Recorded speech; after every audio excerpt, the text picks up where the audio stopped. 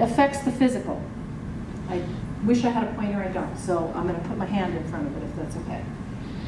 This is what I call the opioid effect, okay? Now, if you're wondering why opioid addiction is such a problem today, this will help explain some of that. All of us have a trigger event or a trauma. When you're having a trauma or a trigger of a trauma, your stress hormones go up really high. You have norepinephrines, adrenalines, testosterone, cortisols, and there's others. I call it a hormone cocktail. So all of us will have that go up high when we're under stress, right? While we're under that stress, we're having thoughts and beliefs about what's happening to us. So we're under stress, the hormones go up, we're having thoughts and beliefs. This actually creates a rut in your physiology. It's like walking across a field at the same place till you see a trail. So we're walking across the field, we're developing this trail. Now every time your stress hormones go up, they shoot into your brain and they actually cause those thoughts. So why do you want to think like that? What's automatic negative thinking? It's called automatic because it's automatic, okay? And she just told me I've got a half hour and I'm gonna try to get through this really quickly. So every time my stress gets kicked up for whatever reason, so let's say somebody slams a door and I startle. As soon as I startle, I start this hormone process, and I might have been having a perfectly good day, thinking, wow, I'm having a really good day.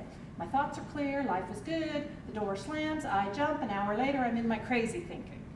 And I don't even know what happened. Okay, so this is triggered in the amygdala, if you're all familiar, the little walnut-shaped thing back here. It triggers this. The hormones go into the prefrontal cortex. It shuts the prefrontal cortex down. So now you're trying to talk, you all know this, you've all seen it. You're trying to get them to talk about a trauma. It goes all over the place. It's fuzzy, they can't remember details. But the emotional memory is heightened. The emotional sensory memories are heightened, and it's the same thing for the moms going through this cesarean. Our body is designed to produce an opioid compound to infuse at the stress to bring that down. The problem is for those who end up with long-term stress, it's broken. We don't know if the trauma broke it there or if just physiologically their mechanism didn't work right. So people who, everybody will go under trauma, but many people, they don't go as high, they don't stay there as long, and they come back to baseline, what we call baseline. They have a happy day, they have kind of a sad day, but basically they're pretty much in this even keel. People who traumatize don't go back to baseline. They get up on the anxiety side and they're stuck there. And they start telling you, it's bad, I don't know, I gotta do something, And they trip over something.